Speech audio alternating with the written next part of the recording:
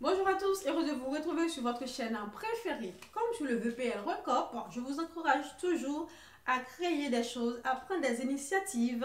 Aujourd'hui, ensemble, nous allons voir les qualités de bons managers. Et oui, pour gérer les autres, pour gérer votre entreprise, il faut savoir comment et pourquoi. Et aussi, être un bon manager ou pas, ça joue énormément sur votre entreprise, sur les choses que vous allez entreprendre et aussi sur votre façon de faire et aussi sur votre façon d'être un vrai leader. Premièrement, mes amis, pour être un bon manager, il faut être un leader qui inspire naturellement le respect. Vous n'allez pas dire à votre entourage ou à vos employés que c'est moi le chef, c'est moi qui dirige. Non, mais naturellement, votre prestance doit faire en sorte que on voit que c'est vous qui dirige, c'est vous qui êtes le leader. N'est-ce pas vrai? Deuxièmement, un manager doit savoir faire preuve d'humilité. Voilà, il y a une façon de faire, une façon d'appréhender, d'aborder les autres qui doit être inspirée l'humilité, le respect. Troisièmement, en tant que manager, vous devez prendre conscience de vos limites. Vous êtes manager, vous êtes leader, mais en réalité, vous ne savez pas toutes les choses. Donc, il faut savoir prendre conscience de vos limites et faire en sorte de faire ce qu'on appelle le co-construction ou le projet collectif. C'est-à-dire que tous les gens qui vous entourent, tous vos employés vont être là pour vous aider à avancer, à multiplier, à dupliquer votre entreprise. Mais dans le respect, dans l'amour, dans l'humilité. Ce n'est pas avec la force ni la brutalité. Quatrièmement, il faut posséder une forte empathie. C'est quoi avoir une empathie, mes amis? Avoir une empathie, c'est se mettre à la place de l'autre pour mieux comprendre. Donc, il faut avoir cette empathie pour pouvoir mieux résoudre vos conflits, vos problèmes internes en tant qu'un bon manager. Cinquièmement, vous devez savoir se soucier de la qualité de vie au travail de ces équipes et de pouvoir l'améliorer, ainsi d'assurer le bien-être de chaque salarié. C'est-à-dire, il ne faut pas se soucier simplement de la productivité, de la quantité de travail de vos salariés, mais aussi il faut faire en sorte de se soucier de leur vie.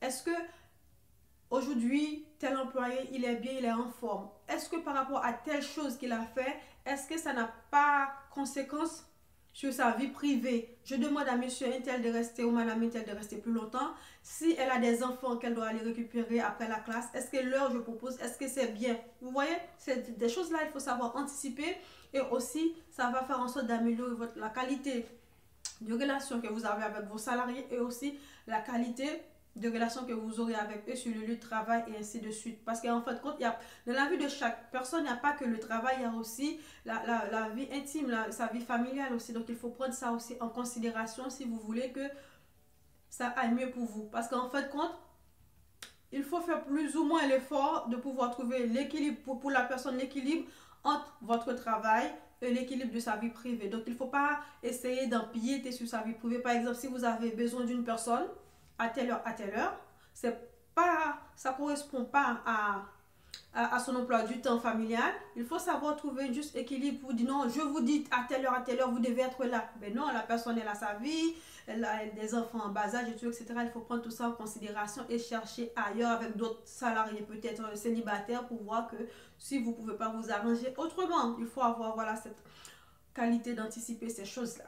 Sixièmement, il faut avoir une grande intelligence émotionnelle et une grande maturité. Voilà, une grande intelligence émotionnelle, c'est de comprendre les choses, de comprendre les personnes, les situations qui se présentent devant vous et une grande maturité, c'est-à-dire comment, face à telle situation qui se présente aujourd'hui là, comment je vais réagir afin que ça ne tombe pas sur mes épaules totalement et aussi ça ne tombe pas sur les épaules de mes salariés. Donc, il faut avoir cette maturité-là. Moi, je pense que c'est avec le temps, avec les expériences que vous allez acquérir au fur et à mesure, cette intelligence émotionnelle et cette maturité de pouvoir bien gérer les choses, les difficultés. Par exemple, s'il y a un accident sur le lieu de travail, comment appeler la famille de cette personne pour lui expliquer qu'il y a un accident et tout, etc., etc.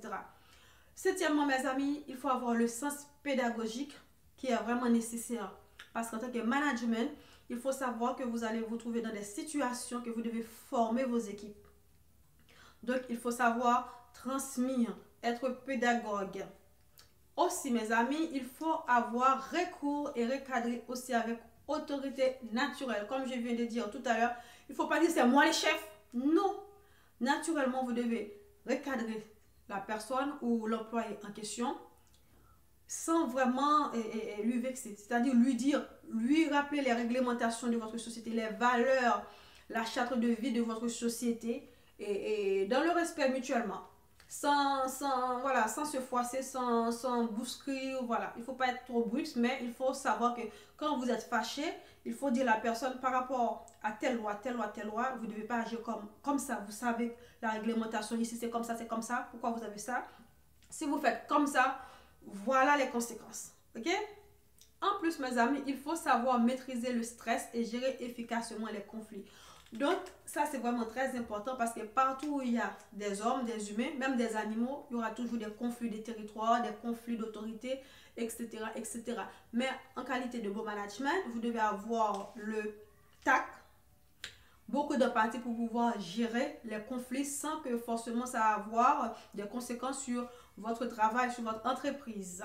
Dixièmement, c'est très important l'adaptabilité, s'adapter en fonction du profil. Par exemple, vous allez avoir plusieurs salariés, plusieurs profils de salariés. Par exemple, avec un tel, vous savez que vous devez aller tout doucement. Avec un tel, vous savez que vous devez plus ou moins hausser le ton. Avec un tel, vous savez qu'il faut mettre en avant les réglementations, la loi, les règles, etc. Donc, à chaque profil, vous devez vous adapter comme il faut. Onzièmement, mes amis, il faut avoir l'essence relationnelle et une grande diplomatie pour être un bon management. Et effectivement, vous aurez besoin de ces atouts pour pouvoir négocier avec votre partenaire, pour pouvoir proposer des projets, pour pouvoir répondre à un appel de projet. Donc, il faut être une très grande diplomate et aussi pour pouvoir créer votre réseau. Donc c'est vraiment très important d'avoir l'essence relationnelle. Par exemple, lorsque vous allez dans les conférences et tout, etc., il faut avoir le tact, comment aborder les gens pour avoir leurs coordonnées, ainsi de suite, pour leur poser plein de questions à un moment donné ou lorsque vous avez besoin d'eux, comment faire pour les utiliser. Donc, c'est-à-dire que il faut savoir non simplement récupérer leurs coordonnées, leur numéro de téléphone, etc., mais après cette conférence, il faut garder toujours un lien avec eux. Vous n'attendez pas au dernier moment ou lorsque vous aurez besoin de leur aide pour entrer en contact avec eux. Donc, il faut savoir créer les liens, nourrir cette relation au moment bon porté pour pouvoir savoir et comment les utiliser. Deuxièmement, mes amis, il faut savoir déléguer et organiser son travail. Vous ne pouvez pas tout faire. C'est pour ça, dans un premier temps, en tant que management, vous devez être très pédagogue, c'est-à-dire former vos équipes au moment besoin. Vous ne pouvez pas tout faire, vous pouvez les déléguer les choses et eux, ils vont se sentir beaucoup plus responsables. En plus, il faut rester positif et pragmatique parce que quel que soit ce que vous faites, vous aurez toujours des surprises, des choses que vous n'avez pas eu le temps d'anticiper. Donc, lorsque cela arrive, des choses que vous n'attendez pas, il faut savoir positiver les choses. J'avais par exemple, par rapport aux commandes, normalement, vous avez besoin par exemple de 50 produits. Et on vous apporte, au lieu de commander 50, par erreur ou par méga, vous avez commandé 500. Qu'est-ce que vous allez faire? Est-ce que vous allez retourner les choses? Et si on ne le répond pas, qu'est-ce que vous devez faire avec tout ce que vous avez? Vous avez besoin de 50, mais vous avez 500. Donc, il faut savoir faire travailler votre imagination, votre créativité afin de pouvoir répondre à tout cela. 14e point pour terminer, il faut savoir aussi que être un management, vous devez posséder une solide expertise dans le secteur d'activité de votre entreprise. Pourquoi? Parce qu'en fin de compte, vous devez être la personne ressource de tout ce qui se passe dans votre entreprise. Vous devez maîtriser la chose. Par exemple, moi, j'ai créé une société Brin de Wax qui crée des petits sacs en wax, des bagues en wax. Donc, normalement, je devais savoir les produits, où est-ce que je vais trouver les produits, combien de produits je peux créer en un jour, où est-ce que je peux trouver à bas prix le tissu, etc., les fils et tout, etc., le temps, tout, le marketing et tout, etc. Et quelles sont les autres personnes qui font la même chose que moi? Est-ce que je peux entrer en contact avec eux? Quel bon filon? Comment trouver les clients, etc. Donc, je dois faire en sorte de pouvoir parler de mon entreprise, de savoir quand il y a quelque chose qui ne marche pas, je dois savoir pourquoi cette chose ne marche pas ou où est-ce que je peux trouver la bonne personne pour m'aider à résoudre tel ou tel problème. Donc, en tant que management, vous devez être la personne ressource dans votre entreprise, vous devez avoir une solide expertise. On vous appelle à minuit pour vous parler de votre entreprise, vous devez être en mesure de parler de votre entreprise correctement, de faire la publicité, le marketing, aussi de créer des réseaux. C'est ça les qualités de votre management. Vous qui n'êtes pas encore un management ou qui avez l'intention de travailler en tant que management ou de créer votre propre entreprise, il faut savoir que ces qualités-là sont nécessaires pour pouvoir avancer dans votre business et développer vos réseaux. Donc aujourd'hui, de toute façon, on ne peut pas vivre seul.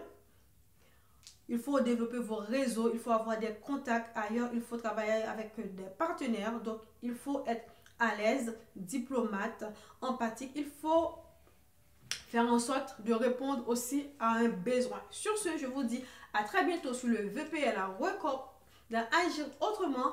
Partagez, likez abondamment et surtout, il faut rester un bon management.